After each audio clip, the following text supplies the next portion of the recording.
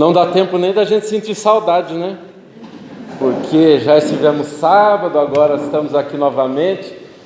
Mas hoje é um dia muito especial.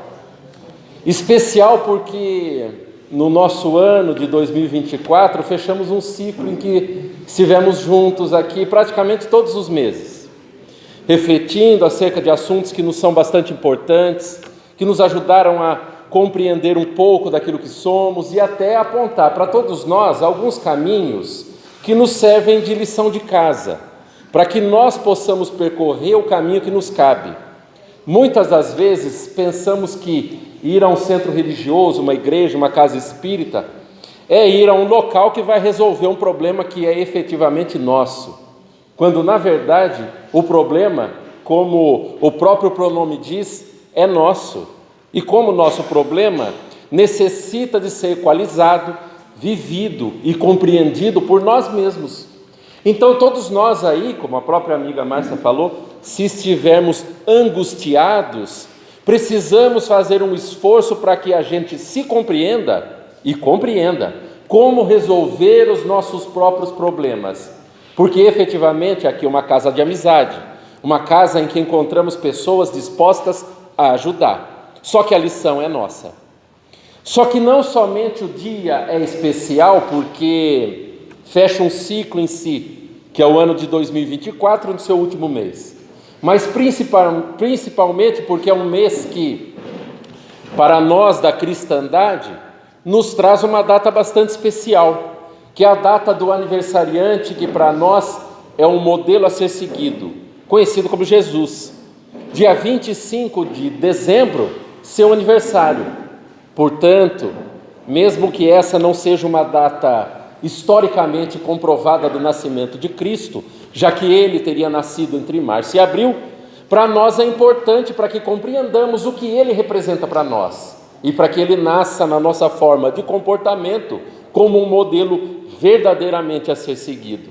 Como espíritas, cristãos que somos, poderíamos observar até que não passou despercebido a Kardec essa figura magistral, porque na questão 625 ele fez a seguinte pergunta: qual o ser mais perfeito que Deus nos deu como modelo e guia? Porque todos nós procuramos seguir a nossa vida procurando modelos que já passaram por dificuldades às quais ainda nós estamos a equalizar, para compreendermos os caminhos aos quais nós precisamos passar. E a resposta é a mais sintética do livro, então não tem como torcer, nem que nós busquemos o nosso íntimo uma resposta que satisfaça o nosso ego. Esse tipo de resposta não tem como escapar. Então a bússola para nós é Jesus, o aniversariante do dia 25. Então que escolhamos fazer a nossa caminhada olhando para esse que para nós é um modelo de comportamento ético e moral. Mas é claro, esse que é o nosso modelo de comportamento ético e moral, nos deixou, para todos que somos cristãos, uma mensagem que necessita de ser compreendida. A sua essência de bem viver é calcado naquela palavra que para nós é a representação de tudo aquilo que buscamos, o amor. O amor a ser vivenciado na sua mais pura essência, mas também ele nos deixou uma oração que necessita de ser compreendida muitas das vezes naquilo que nós proferimos sem pensar. Todos sabemos a oração dominical conhecida como Pai Nosso que estais nos céus, ou seja, todos somos irmãos. Santificado seja o vosso nome, seja feita a tua vontade. E aí eu pego um gancho no que foi falado inicialmente. Seja feita a tua vontade. Eu que sou rebelde a vivenciar tudo aquilo que me acontece quando eu não gosto. Santificado seja o vosso nome, seja feita a sua vontade, assim na terra como no céu. O pão nosso de cada dia. E aí nós paramos numa parte desta mensagem que para nós é muito importante. Perdoa-nos assim como nós perdoamos a quem nos tem ofendido. E aí nós vamos parar para pensar no significado desta rogativa, o perdão às nossas ofensas. Por isso o tema da noite de hoje será o perdão como caminho. E claro que nós primeiro deveremos compreender a essência da própria palavra. Primeiro, compreendendo que o perdão é o filho dileto do amor. Porque poderíamos até compreender na essência da própria palavra em si, já que perdão ou perdoar, esse verbo, é constituído de um radical per e de um prefixo per e um radical doar. O prefixo per significa por inteiro, um pouco mais, e doar vem de donare, que é doar. Mas doar por inteiro o quê? A amorosidade contida em todos nós, porque o exercício do perdão em si necessita daquele que oferece esse mesmo perdão um pouco da vivência do que é o amor, ou a amorosidade na sua essência. Para compreendermos que o radical, que o prefixo per tem esse significado, poderemos fazer até uma comparação. Quando nós vamos viajar, principalmente nesses períodos de festa, nós falamos, eu vou passar naquela pousada uma pernoite, uma noite inteira. Por isso, perdoar é doar por inteiro. Mas quando nós paramos para tentar pensar no significado da doação do amor por inteiro, nós observamos que essa mobilização dessa energia interna, chamada a energia amorosa, para muitos de nós é distinta. Alguns conseguem doar mais, outros conseguem doar menos, porque o exercício da doação de amor é compatível com a musculatura espiritual que cada um de nós temos. E aí entraremos em alguns exercícios de imaginação práticos para que a gente compreenda do que é que a gente está falando. Imagina que nós vamos ao centro espírita e nesse dia está abarrotada a casa. Nós sentamos na única cadeira que tem uma vaga disponível ao lado. E nós sentamos, e é uma casa espírita sempre muito bacana, geralmente abriga pessoas que já estão imbuídas de uma certa gentileza, porque o ambiente assim também pede. E aí nós estamos ali esperando ao lado, de repente, o último preenchimento desta cadeira que está vaga. Só que nesse dia nós percebemos que uma pessoa que não é um frequentador assíduo, que não é uma pessoa que sempre vem, chega a casa. Alguém querendo conhecer pela primeira vez, mas um tanto quanto atrapalhado, atabalhoado, e logo pelo tipo de comportamento, porque todo mundo observa alguém e faz as suas pré-avaliações, mesmo que nós percebamos o significado da palavra, que é um pré-conceito, nós fazemos um conceito inicial, nós observamos e já não gostamos, porque é uma pessoa muito espalhafatosa, geralmente assim bagunceira, no nosso entendimento, e vem ao nosso lado. E a gente fala, ai meu Deus, Pai nosso que estás nos céus. Está certo que aqui ninguém faz, mas em outros lugares fazem. E esse irmão atabalhoado vem e nos dá um pisão no pé. E fala desculpe com toda a gentileza, e a gente, como nesse dia tem que falar que está muito bem imbuído da cristandade, fala não foi nada, mas logo observa no pé se marcou o sapato. Se for sapato novo, mentalmente já deseja tanta coisa boa para esse irmão, tanta amorosidade que a gente tem internamente, do nosso íntimo, e a gente fala desculpa, não tem problema, logo passa, não foi nada. No final das contas não foi, nem marcou tanto o sapato. E aí a gente desculpou. E ele falou para a gente, perdão, desculpe. Foi uma forma de observarmos que alguns de nós já começam a verificar onde se encaixa na disponibilidade da energia do perdão. Foi uma desculpa em si. E aí nós rebobinamos essa fita para passarmos a cada flash que aqui analisaremos um pouco mais diferente a situação para saber até onde vai a nossa musculatura do perdão. Nesse dia nós novamente sentamos ao lado de uma cadeira vazia, só que efetivamente não era uma pessoa um tanto quanto atabalhoada. Nesse dia era uma mulher de salto. Percebemos porque ela vinha da entrada até o início do salão, fazendo barulho à medida que caminhava, muito elegante, muito bem arrumada. Alguns de nós pensaram, meu Deus, deve ser alguma pessoa que trabalha num lugar que exige uma certa conduta de vestimento, um banco, um fórum, seja o que for. E essa pessoa vem com toda elegância e toda a pompa ao nosso lado, E nesse dia a gente lembra, tomara que não aconteça nada comigo. Porque a gente já está um pouco chateado durante o dia, porque estamos com uma unha encravada. E quem tem unha encravada sabe o que é. Uma delícia. E a pessoa vem ao nosso lado e deposita o seu salto-agulha exatamente na nossa unha encravada. Quem já teve, sabe que vai doer até no perispírito. Sente aquela sensação maravilhosa e a pessoa da mesma maneira, me desculpe, perdão. E você dá aquele sorriso maravilhoso, amarelo, para a pessoa, pensa muita coisa fraternal também. E fala, não foi nada, mas por dentro, com certeza, vai desejar o bem dessa pessoa até a hora de acabar a palestra. E você percebe que foi necessário um pouquinho mais de energia mobilizada internamente para desculpar uma situação dolorosa como essa. Mas vamos rebobinar um pouquinho mais, porque é necessário que a gente pense um pouco melhor. A gente vai ao centro espírita, mais uma cadeira ao lado vazia, e nesse dia veio uma pessoa muito legal.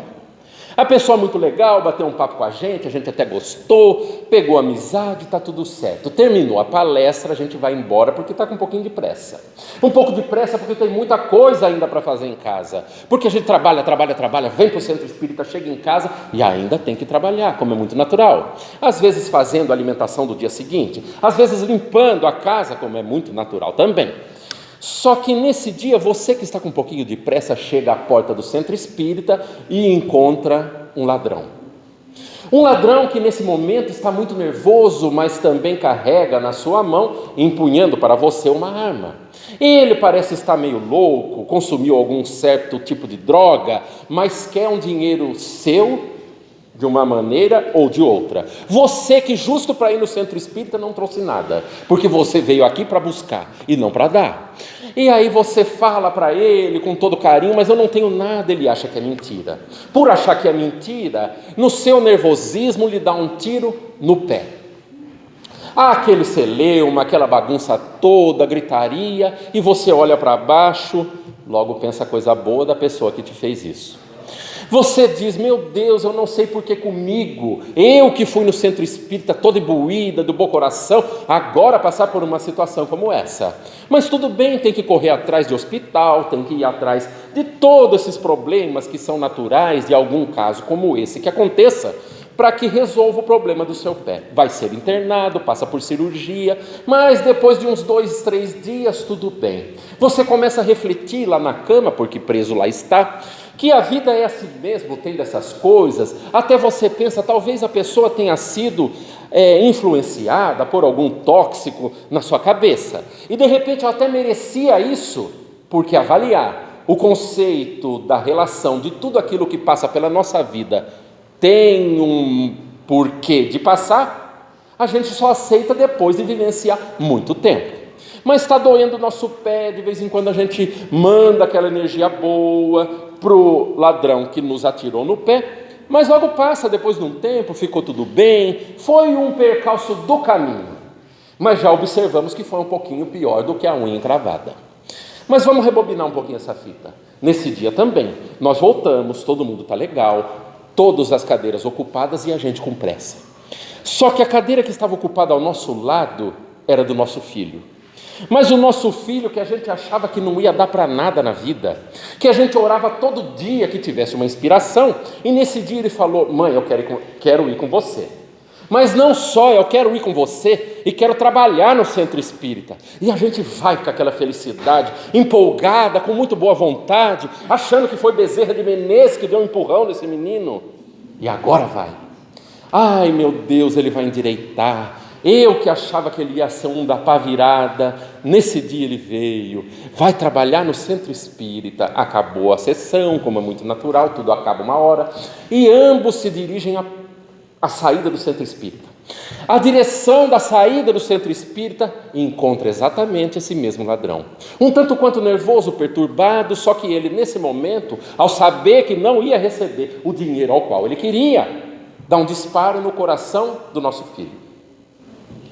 E aí nós somos obrigados a visitar alguns sentimentos internos e verificar que o conceito do que a gente entende como dor é um pouco distinto daquilo que a gente vivencia num momento como esse.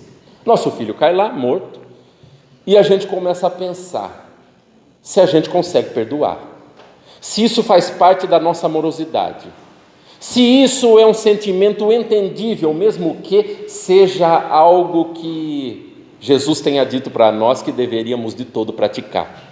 A amorosidade e o perdão incondicionalmente na nossa vida. E é claro que alguns de nós poderá observar intimamente onde é que se encaixa nesses conceitos chamados o conceito do perdão. Alguns de nós observará que para a mobilização dessa energia interna, dessa amorosidade, a semelhança daquele pisão no pé, serão necessários apenas 5 minutos, 15 minutos para perdoar uma ofensa.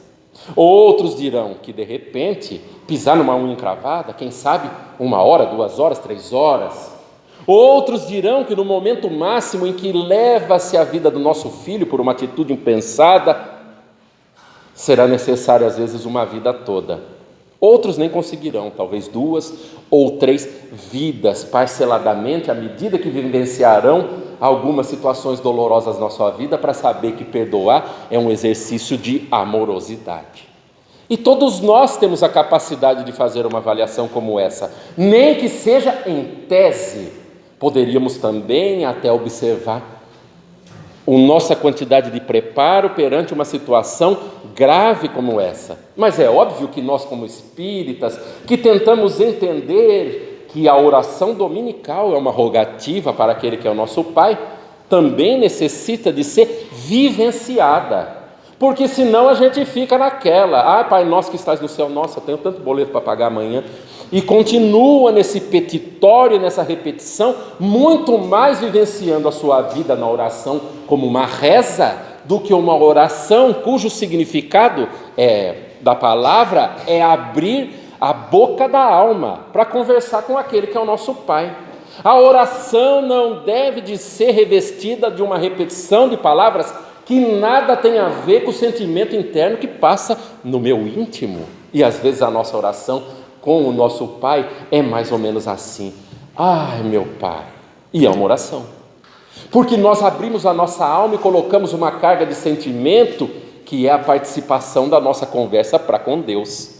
Mas nós que estamos tentando entender o que é o significado da própria oração, observamos que até no Espiritismo necessita de ter o entendimento, porque ele explica o significado do próprio perdão, cuja passagem fundamental passa por 3 etapas. A primeira delas, o arrependimento. E o arrependimento é quando a gente se dá conta de que fez algo errado na vida. Quando nós deixamos a ignorância de lado e observamos que muitas das nossas atitudes, às vezes, são pisões em casca de banana. Quantos de nós não observa a sua vida, rememorando a própria memória, olhando para trás no seu retrovisor? Olha, eu fiz algumas coisas erradas aí que eu acho que eu nem me perdoo, porque é necessário primeiro o auto-perdão. Às vezes a gente vive a nossa vida com aquela angústia íntima por não ter se perdoado e observando que aquele sentimento azedo fica no nosso íntimo, porque a gente se arrepende de ter feito alguma coisa quando amadurecemos do ponto de vista espiritual. Mas olhamos para trás e esse arrependimento, via de regra, vem com a segunda etapa da passagem por essas 3 etapas, as quais falaremos. A segunda etapa é a expiação. Expiação com X é dor. Quando a gente sente que pisou no tomate e vem aquela angústia, aquela coisa de que ou eu fiz alguma coisa muito errado, ou eu deixei de fazer alguma coisa boa que eu poderia de ter feito. Eu poderia de ter feito alguma coisa para mudar a vida de alguém, e não fiz por preguiça, não fiz porque não queria, não fiz porque dava trabalho, não fiz porque custava. E cada um de nós poderá avaliar o seu íntimo para verificar até onde vai o auto-perdão, porque essa é a primeira etapa. Mas claro que quando a gente começa a se perdoar de tudo aquilo que fez de errado consigo e com a sua própria vida, começa a observar que é necessário entrar na terceira etapa pela qual todos nós estamos passando hoje ou no futuro passaremos também, que é a reparação. E a reparação para todos nós é fundamental, porque é refazer os caminhos que todos nós trilhamos de uma maneira um tanto quanto torta. E para isso é necessário que a gente compreenda também como é que funciona esse significado de reparar com relação à própria vida e à sua própria vida também. Por isso eu vou trazer uma pequena historiazinha para que a gente fixe o entendimento. Havia uma senhora espírita, diz que era piracicabana, morava perto do centro espírita chamado Francisco de Assis, que ela tinha uma situação muito complicada na vida.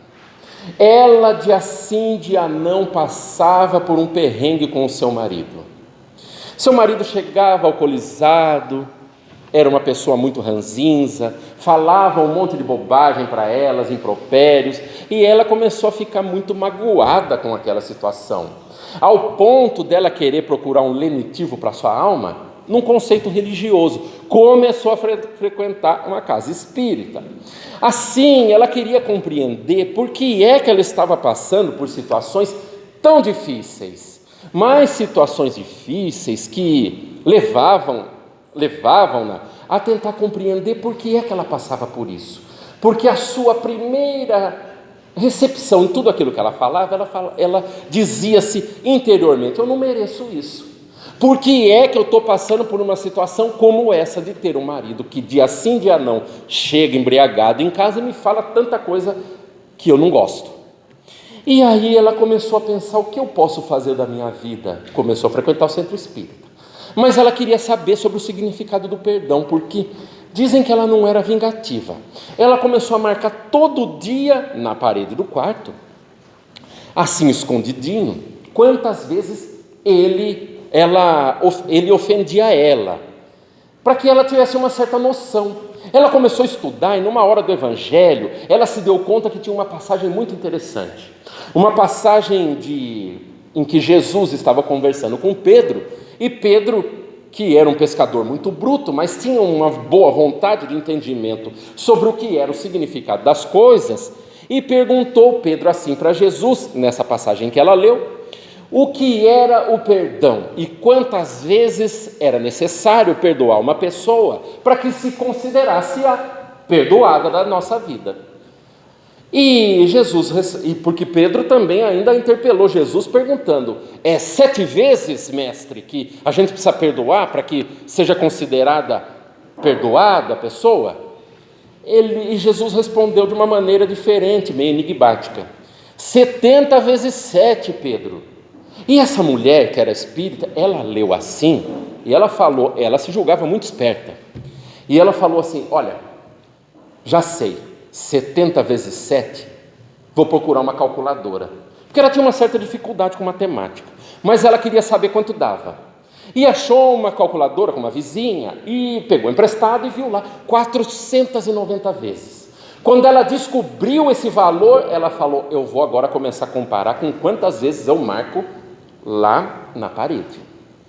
Para surpresa dela, ela já tinha perdoado seu marido até aquele momento 10 vezes 490. Pensem vocês aí quanto tempo não foi. Marido bom é assim, né? Aí ela começou a pensar que ela já tinha estudado um pouquinho de espiritismo, já tinha entendido um pouco como as coisas funcionam, que existe a lei da ação e reação, que existe a reencarnação, e ela começou a ficar feliz. Mas feliz porque no seu íntimo ela falava para si: olha, eu já perdoei pelo menos 10 vezes, então eu estou garantida por 10 vidas, como é muito natural. Para ela isso era uma lógica cristalina. Então pelo menos eu vou ter 10 vidas aí pela frente, com algum marido que eu vou falar: esse vai ser meu príncipe encantado. Já perdoei, já estou garantida. Só que o marido ainda vivo continuava naqueles impropérios, né? E ela começou a pedir para Deus: leva ele, será que o senhor não está com saudade? Não. Essas coisas boas, né, que a gente pede para quem a gente ama, né? Então chegou o dia fatídico, como é muito natural, não pela nossa oração, mas ela achou que foi Deus que atendeu. Deus atendeu, levou ele, e ela num primeiro momento, sentiu-se muito feliz, porque estava sem esse pepino nas costas, né? Porque é duro viver algumas situações que a gente fala, poxa, eu vivo num mundo de provas e de expiações, mas não precisa ser tanto, né? E ele já tinha ido, depois de um tempo, ela começou a pensar, fazer tudo aquilo que ela queria, e logo ela começou a ter uma conversa assim, muito franca com seu anjo da guarda. Uma conversa muito franca, porque ela já tinha também uma certa idade, e ela conversando, olha, quando eu for aí, toda oração dela era assim, quando eu for aí, por favor, você sabe que eu perdoei bastante, que eu já estou garantida, vai preparando o terreno aí, que eu quero um marido daqueles, um marido bom, ela pensava. E ela falou, meu Deus, eu vou ter um marido legal para as próximas 10 vidas, pelo menos, e depois, se tiver que vir algum meio complicado, eu já tiro de letra, já vivi muita coisa boa. E de repente um dia ela bateu as botas também, colocou os pezinhos na rampa de lançamento e foi. Chegou no plano espiritual, já estava um tanto quanto mais lúcida, sabia da sua realidade e encontrou lá o seu anjo da guarda. Seu anjo da guarda estava lá, todo sorridente, feliz, e logo lhe falou, você também, hein? Como pede? Então, como você sabe, eu sou seu amigo, seu anjo da guarda, eu vou te atender naquilo que lhe é de melhor. Ela já ficou feliz, já está sabendo, né? Felicidade na vida é ter alguém maravilhoso para chamar de seu. E o anjo da guarda consentiu. Vai negar uma mulher numa situação dessa? Pelo amor de Deus, hein? Nem anjo da guarda escapa. E ele que estava lá, logo lhe disse, olha, preparei para você aqui uma coisa muito boa. Preparei para você aqui Você está vendo aquele prédiozinho que está ali? 10 andares? Sim. Cada andar eu separei para você 10 homens, que eu julgo que você vai gostar. Que são homens assim, que são mais ou menos do seu gosto, que você vai viver uma vida legal se você escolher. Deus possibilitou que você faça essa escolha, mas também é uma regra. Se você estiver num andar, decidir ir para o próximo, não vai poder voltar no anterior. E nessa regra você vai poder escolher qual será seu futuro marido na reencarnação futura, tá ok? O melhor para você eu separei. Ela ficou toda feliz, falou, vamos embora que eu já quero escolher, já quero reencarnar daqui a pouco. Prepare aí que eu vou escolher o melhor de todos. Foi para o primeiro andar do prédio, abriu a porta, 10 homens muito bonitos, muito bem postos, e ela começou a pensar intimamente, mal sabendo que seu pensamento também dava para ser ouvido por seu anjo da guarda. Meu Deus do céu, esse espiritismo valeu a pena mesmo, hein? Que coisa boa, agora eu vou ter alguém para chamar de meu, só meu, e vai ser daquele jeito que eu amo. Tinham todas as características que ela gostava, de cor de pele, altura, peso, tudo, bonitos. Mas dizem que mulher não é curiosa. E ela pensou, vou para o segundo andar, posso? Pode, a única questão é que você não pode voltar para o primeiro, tá ok? Tá ok, vamos para o próximo, não tem problema. Subiu, segundo andar. No segundo andar, abriu novamente a porta. Lá estavam postos mais 10 homens muito bonitos, mas tinha um diferencial, eram educados também. Deram um sorriso muito alvo, bonito para ela, que ela tornou-se a mulher mais encantada dos céus naquela época. E ela disse, meu Deus do céu, melhorou um pouco aqui, né? Mas dizem que mulher não é nem um pouco curiosa. E ela falou, eu vou para o terceiro, porque eu quero ver como é que está em cima. Lembre-se, não pode voltar. Ela foi para o próximo, muito feliz, muito legal. Abriu a porta, todos os homens lá muito bonitos, muito educados, muito bem postos, e ainda lavavam louça. Nossa, ela pensou assim também, ela riu intimamente, achou, tá para mim, agora é meu, tranquilamente, muito feliz. Mas dizem que mulher não é nem um pouco curiosa. E ela falou, vou para o próximo, porque o negócio está ficando cada vez melhor. Foi para o próximo, abriu, os homens muito bonitos, muito educados, sorrisos muito alvos, lavavam louça e passavam roupa. Daqui a pouco eles chegam igual os homens aqui do Francisco de Assis, né? Fiquem tranquilos.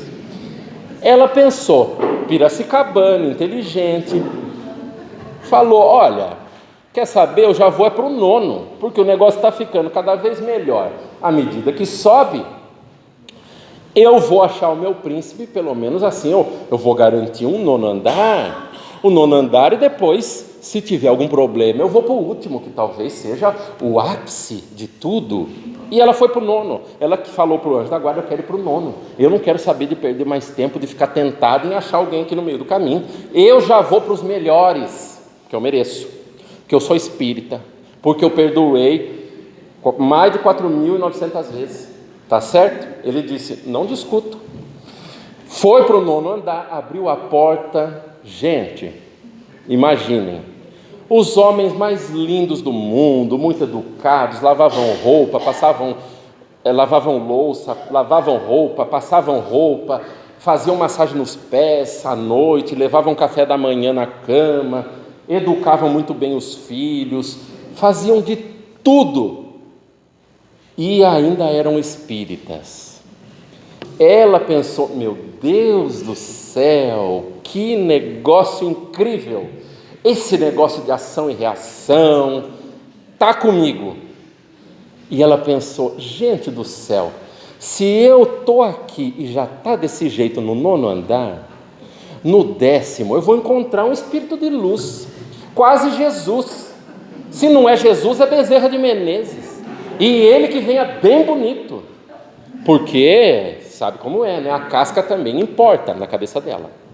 E ela disse para o seu anjo da guarda: eu quero subir mais um, eu não quero saber de ninguém aí que está para trás, eu quero justamente por aquilo que eu mereço.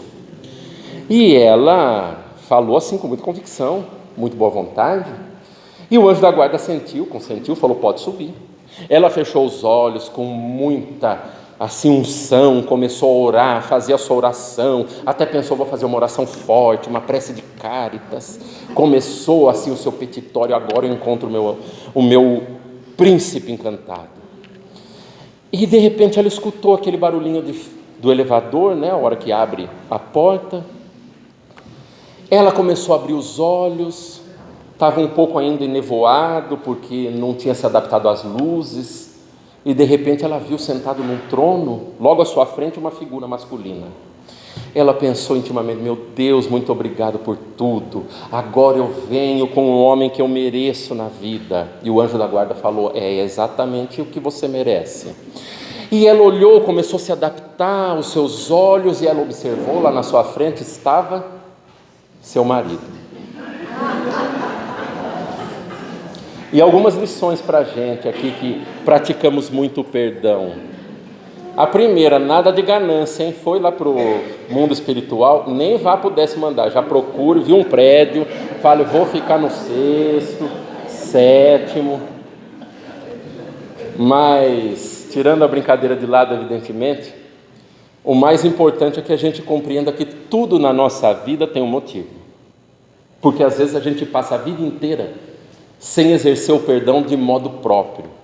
Às vezes é mais fácil a gente ter uma doença cardíaca, porque a gente guarda, às vezes, uma rusga de alguma pessoa a vida toda, do que a gente chegar para a pessoa e falar com todo o coração: me desculpe, foi mal, me perdoe. E às vezes um exercício que nos livra de uma carga emocional tremendamente grande, e todos as temos. E claro que momentos como esse, em que nós chegamos no final do ano, tentando passar uma mensagem que seria uma mensagem amorosa para que a gente escolha, porque a nossa vida sempre é feita de escolhas, independente de onde seria o local onde todos estamos começando. Alguns começam bem, outros começam com vidas mais difíceis, mais dolorosas, mas tudo tem um porquê na vida, mesmo que a gente não compreenda. Mesmo que a nossa infância espiritual não nos leve a agradecer, que quando a gente começa de um lugar difícil, também é momento de agradecer. E claro que todos, em momentos como esse, temos a possibilidade de vivenciar um pouquinho de Cristo na nossa vida, até em situações em que a gente dê um pouquinho de risada, porque parece até anedotário. Tem gente que está com esse marido hoje dentro de casa, mas também os maridos estão com as esposas dentro de casa também, porque não é exclusividade de sexo, é exclusividade de relação. Todos vivemos relações dificílimas, às vezes dentro de casa, às vezes no trabalho ou nos ambientes sociais aos quais nós frequentamos. Dessa maneira, meus amigos, depois de refletir sobre o significado do que é o perdão, eu faço um convite de que todos avaliem a sua atmosfera íntima e veja se não há uma pessoa lá que precise de uma ligação, de um alô, de um perdão, porque todos temos. Às vezes pessoas que, do ponto de vista do parentesco, são muito próximas de nós. E a gente deixa a vida passar, esperando de repente que a coisa se resolva por si só, e não resolve. É necessário a nossa participação na resolução de tudo aquilo que a gente gostaria de resolver na nossa vida. Nada na nossa vida se resolve por si só. E claro, momentos como esse também são necessários para a gente interiorizar um pouquinho do que é essa figura sensacional de Jesus Cristo para nós, vivenciando Ele e não indo a qualquer templo falar: Jesus, aqui resolva a minha vida, porque não funciona dessa maneira. Assim, meus amigos, por fim, para não cansá-los mais, eu deixo aquele abraço querido, fazendo votos de que tenhamos um final de ano muito bacana, com as nossas famílias, com os familiares que a gente gosta, com aqueles difíceis que precisam do nosso perdão, exatamente no dia em que a gente vai se reunir, e que o façamos com muita boa vontade, com paciência, com perseverança, mas que agradeçamos todos de coração a possibilidade de momentos como esse, de uma leve reflexão, a gente trazer intimamente do nosso coração um pouquinho de entendimento sobre o que é vivenciar aquilo que tentou Jesus nos ensinar, o amor por meio do perdão. Então eu deixo assim a todos aquele abraço gostoso, querido amigo, já cheio de saudade, e em 2025 estaremos juntos, se Deus quiser, muito feliz e com muita boa vontade. Um grande abraço e até a próxima.